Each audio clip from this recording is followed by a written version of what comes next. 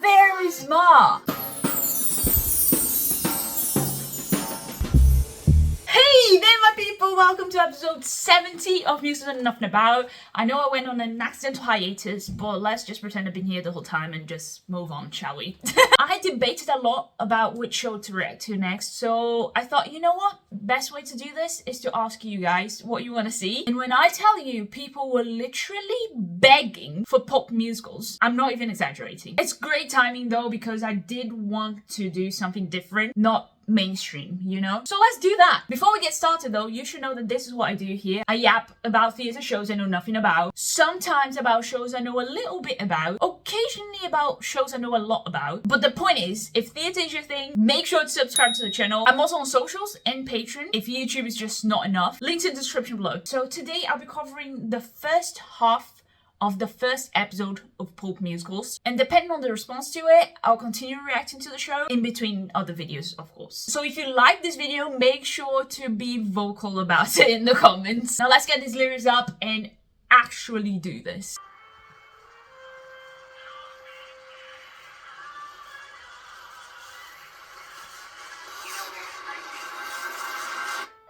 Oh my god! I know it's only been 2 seconds, but you know what? You guys should be used to it by now. It's just that there is so much to take away from this opening already. We have what sounds like an old radio at first, which places us in a specific time period. So I know this is not going to be a present day story. Then we have this unnerving interruption of the soft music with grainy sound effects and the don't be scared of the dark bit, which is creepy in itself and leads me to believe there might be elements of mysticism and even horror, and I kind of dig that already. And then the woman saying, "You know where to find me," which tells me it's probably a mystery but also a romance, unless that's the threat. You know where to find me. You know what I mean? Moral of the story here, kids. 10 seconds can tell you a whole lot. Planet Earth, 1835. Samuel Stratford sits behind a desk. Our hero? We'll see. New York Sun, they're going down and everyone knows it. Oh no. Young man with a pencil. Is this him singing about himself? Or is it a narrator? Okay, thanks for clarifying. We do have a narrator then. Hang on, I know this voice. Ha! It's James Tobin! I knew that Prince in Cinderella's castle had traumatized me deeply enough. I would recognize his voice anywhere. I know you were gonna cause a problem. Okay.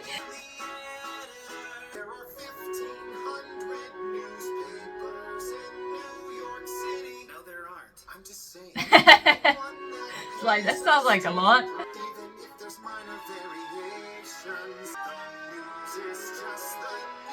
He's got a point.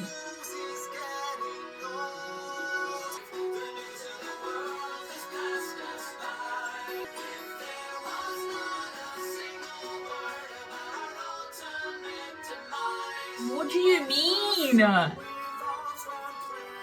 Okay, I need to know if this is pure fiction or uses real life events. Because this reminds me of something. Okay, so here's what this reminds me of. And this is why I'm wondering if this is pure fiction or if it's based on real life events. There was this thing that happened, I cannot remember when. It was a radio broadcast of War of the Worlds where they never announced it as a fiction story, so people started believing it was real. So I'm wondering if this is what they're getting into with him wanting to publish fictional stories in the newspaper, since this is called The Great Moon Hoax. It sounds like the hoax is gonna be the fact that they are publishing fictional stories that people will start believing in. I don't know. I feel like that's a pretty good guess. Oh, okay. It's kind of refreshing that Rose is not his partner. I like that. The spoken dialogue reminds me of classic theatre shows like Golden Age, but also Disney-like. The rhythm / orchestration combo of the dialogue bits A very like classic theatre. Stares at everyone. Uh-oh, the boss is here! Projects power as he puffs his chest, but he's nervous as the rest. Ooh, interesting melodic change there.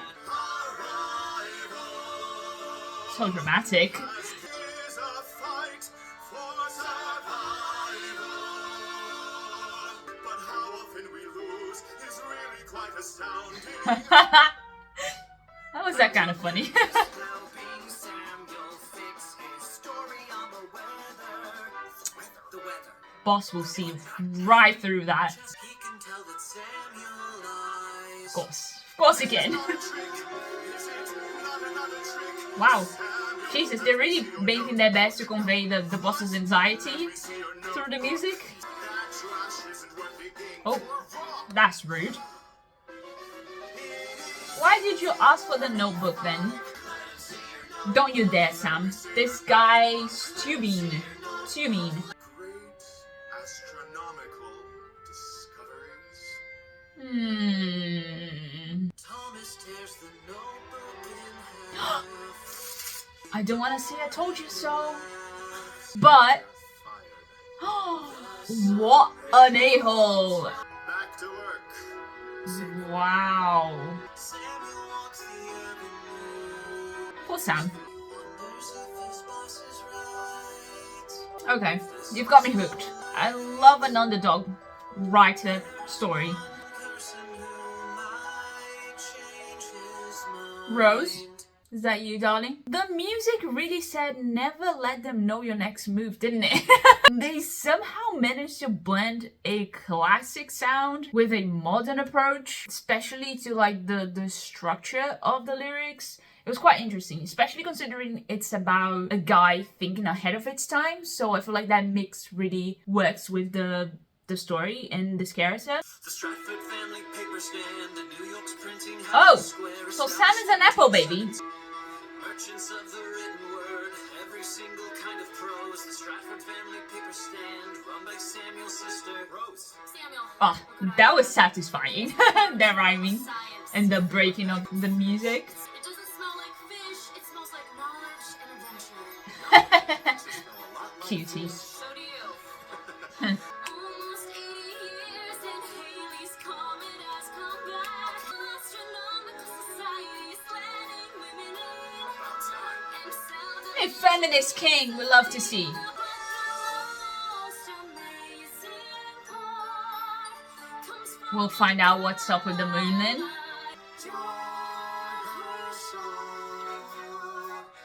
Okay.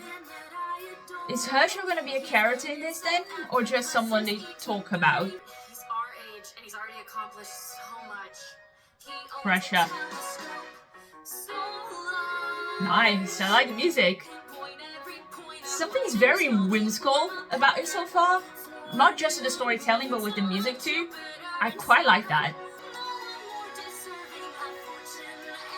Okay, girl is head over heels here. Samuel, where's your notebook?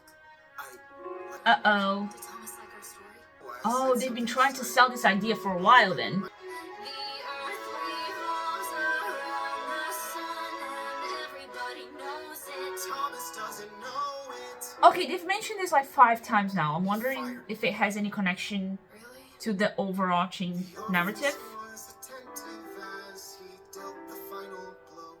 That was a dick move. I feel like I let you down. Aw. Keep going, baby brother. We're twins, Rose. This is it. Okay, Life, but it isn't my go fate off. to be stuck in a booth. Turning things around music, this is. But I have to say, don't those strings sound very Into the Woods? I'm not crazy, right? The Into the Woods opening sounds exactly like this. And I think the classic musical theatre influence is landing really well to create a sort of nostalgic feeling here. So I write and you write and we write together. See what's possible. Ooh, exciting! This is such a rare combination of characters in musical, brother and sister leads. It's quite refreshing. There's a place with no light.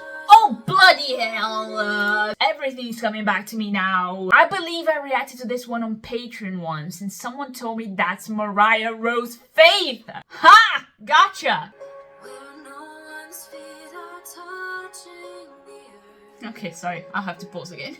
Sorry. But I love how when no one's feet are touching the earth fits the theme, but also connects to Rose and her brother's longing for something other than the constant stream of news and facts. Something that goes beyond reality and, you know, lifts their imagination off the ground. With that line, she's saying she wants to find that place where people appreciate fiction and its power of inspiration. We will build a bridge across the stars. It's cute. When we look to the sky, we are looking inside. Aw, that's very cute. I'm sorry, I'm pausing it again. Because it's not about what you're seeing when you look up at the sky, but what it inspires inside of you. You know, that curiosity that it raises for different worlds? And that's why the love for fiction and astronomy go hand in hand, right? Aw, that's cute. Unseen does not make it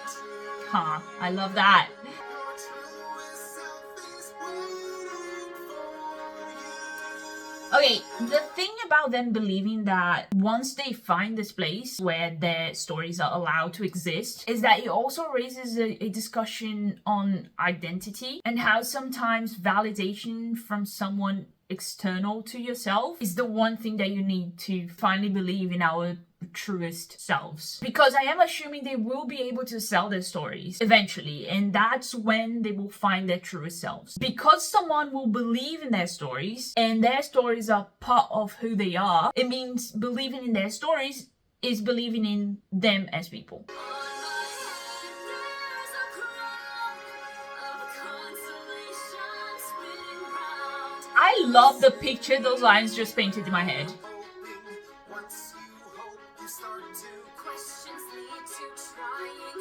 Hmm. Thinking, then proliferation. Oh. Proliferation was a funny choice. That's the world we want to live in. That's the world that we belong to. Those strings are fire. Always scared of the dark, 'cause that is where the dreaming starts. Okay, I'm on the fence about the lyrics. Sometimes they're really good, other times not so much. So much more. Ooh. That was very Disney-like belting. It reminded me a little bit of Hunchback of Notre Dame. You know, with Out There. Not just the melody and that belting ending, but the meaning of the lyrics as well. Now, is it just me? Or would this be a really cute movie? I don't know, despite the cliches here and there, like in the dark is where the dreaming starts, the lyrics are often quite poetic, poetically visual, actually. So I can picture the scenes perfectly. And because the theme is so like dreamlike, I feel like there'll be a lot of room to explore those lyrics visually on the screen. I can totally see this as a movie. More than I see it on stage, actually. I don't know, does anybody else feel like that? The way that Thomas treated you was wicked and unfair. We like Benjamin, right? I gathered up the pieces of your notebook. Okay, we definitely do. I read the first few lines. Can you tell me if there's more? Aha! How the turntables, huh? Stories helped us find our place when New York seemed like Aw, outer space. that's cute. I love that. Relatable as well. Wait, with the very paper that denied you? Called your names and quite literally just destroyed what metaphorically represents part of your own self? Why would you share with the sun? And this requires a slightly bigger land. Interesting. Why? What is this story? Suspicious. Ooh, wow. That opening. They're not playing around. Oh! I'm sorry. But this orchestration sounds straight out of a film. I'm sorry. And look, I know there are many musicals with music this rich, with big orchestras, but for this one specifically, the sci-fi aspect of it all and the music genre matching that without losing its theater roots somehow is generating such a cinematic sound identity that I'm struggling to see this on stage. I can only picture it on screen.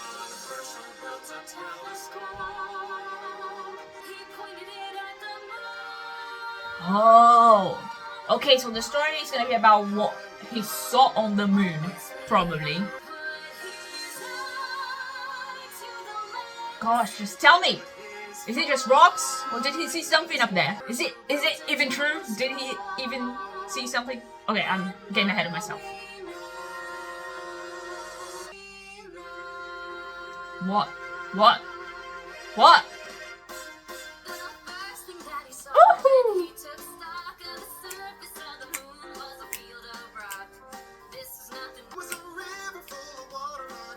Okay, now that's something. Oh. So is John pranking us? Someone is lying. Here we go. Here we go. What is John up to? What is going on?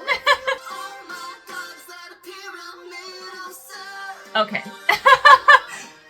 Who is crazy? John? The Stratfords? Or me?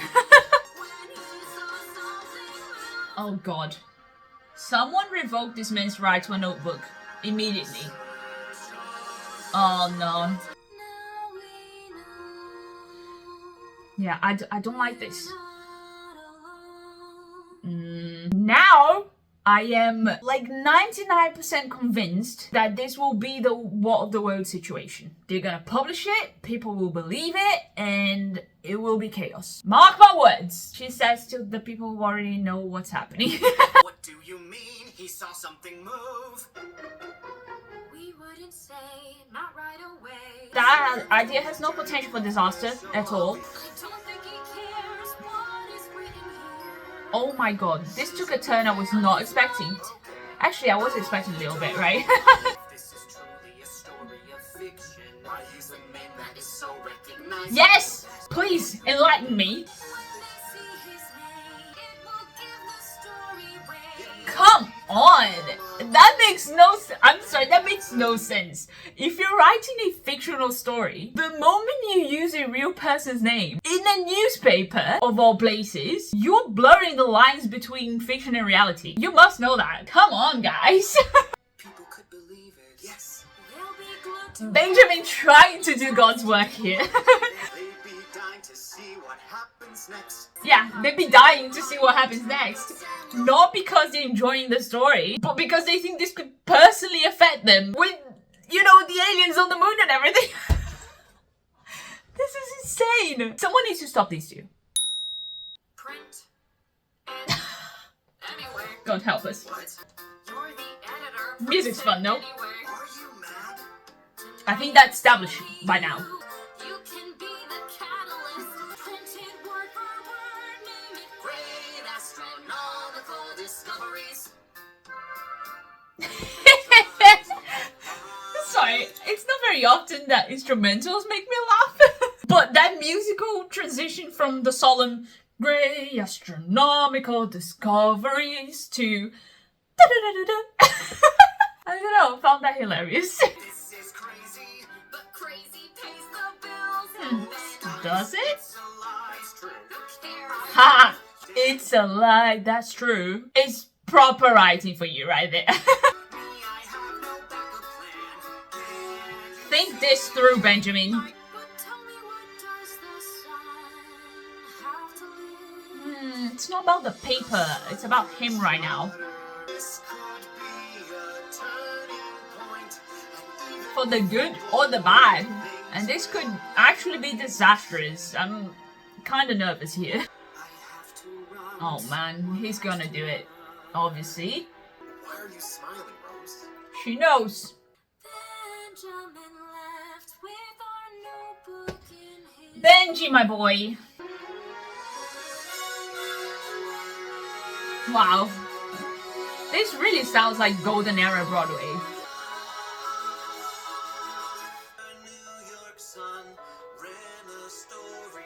Here we go. Everybody?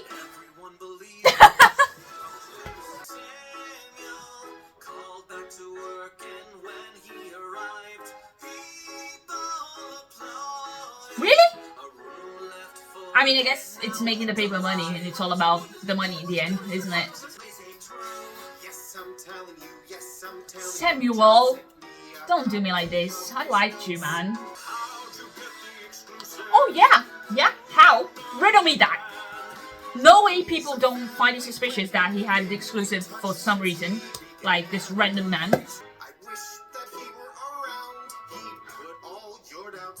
The cheek on this man. I can't believe it. Uh-oh. Oh, that's right. They printed without his permission, right?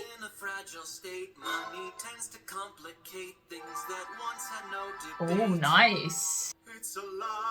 Oh, not nice. No offense, but he kind of deserved that. Woohoo! Wait, what?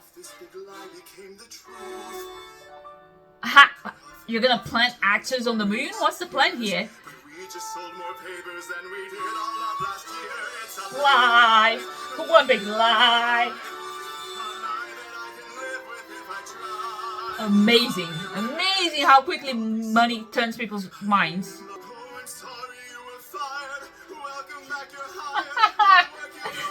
This is crazy but accurate. God knows.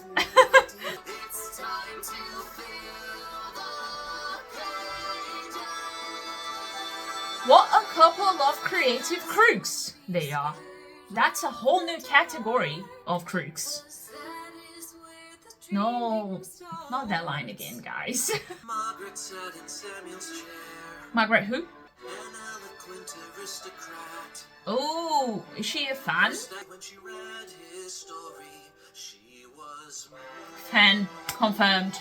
I've seen you before. You're Margaret Cavendish. Am I sensing a romantic tension in the air here? Who had access to Herschel's journal? Yes, me and my sister Rose. It's really very exciting. It's just too easy for them to lie, though. I need to know what happened to them as children that got us here. Oh, now what, Samuel? Gee, these people. The Sun will have exclusive rights to the stories moving forward. Oh? The journal entries. They're real. Yeah, because someone who's sure they're real has to say that every 5 minutes. Very reassuring, indeed.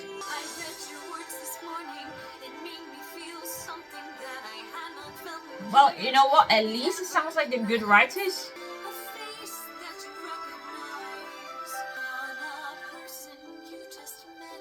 Oh, I like that. Just children wandering the firmament, throwing stones.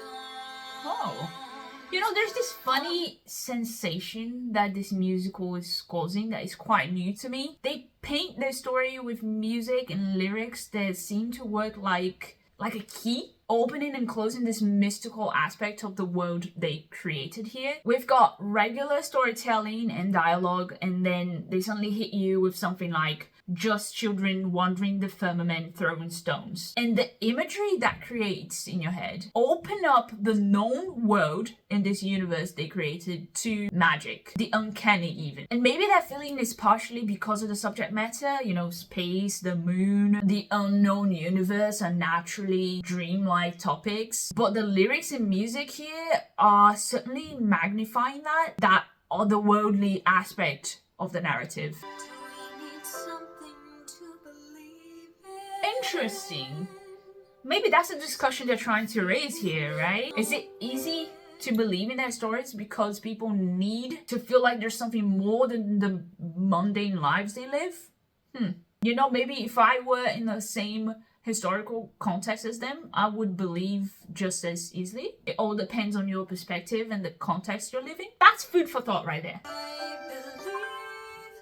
Okay, I kind of get her now. I hope to see you again soon, Mr. Stratford.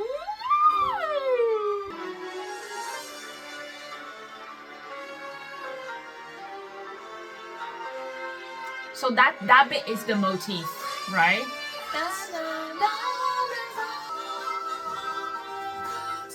Wow, the music's good. Okay. Here we go. They're insane.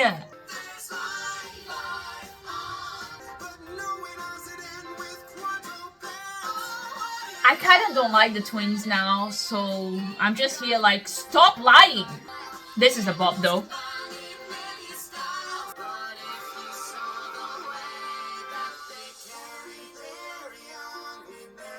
Very smart. Coming up with a similarity that people can identify with to create empathy. When you're emotionally connected to the story, you can stream anything, right?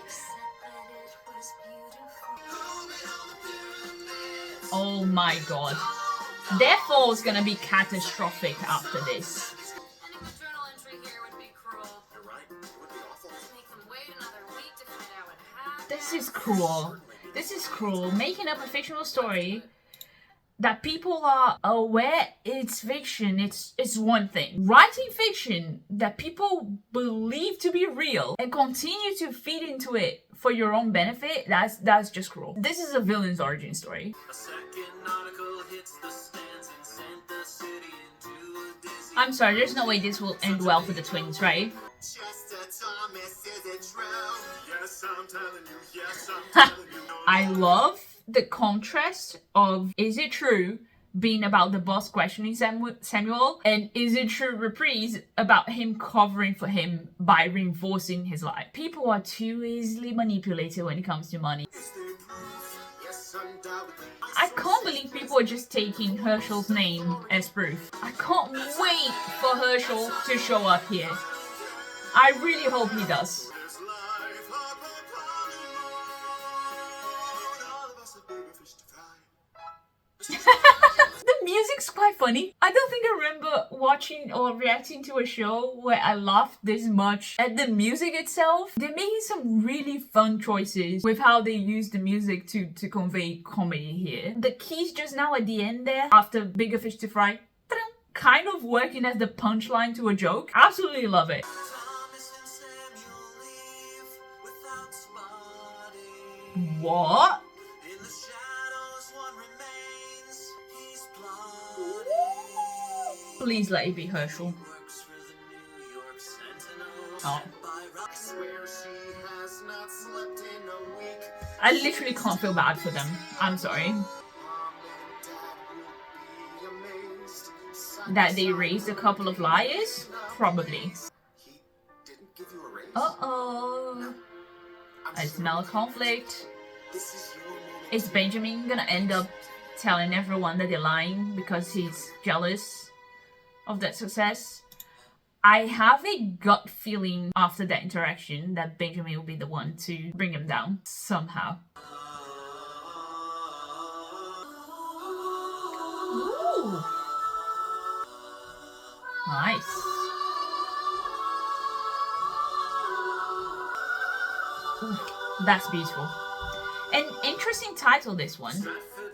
Does it mean people will believe paradise is on the moon? When a story has a face, it's easy to believe. Exactly. Find out where it leads.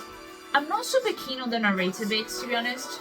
I'll elaborate later. With the Bible Oh, stands across the street. that's it. Took religion long enough to get involved. Now this will get even more complicated. Is it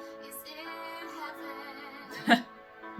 The title really gave it away. Children of God, His kingdom extends. Religion is so encompassing. It can take over and twist any narrative. That's fascinating. Rose, Ooh, something's happening. I just went to our apartment and the whole place had been set. Ho ho! My attention is back in business.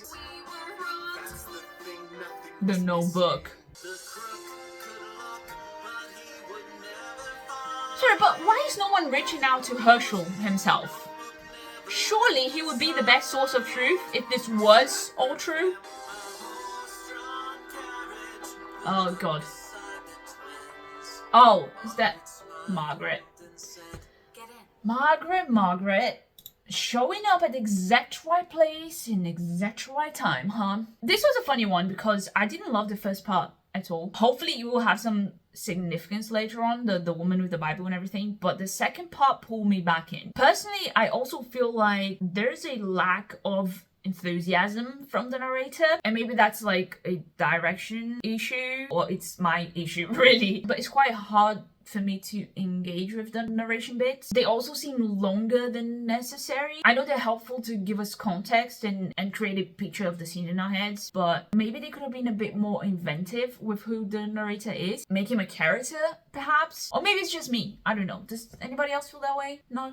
Okay then. Margaret Cavendish lived in the Westchester. Now seriously, did this actually happen?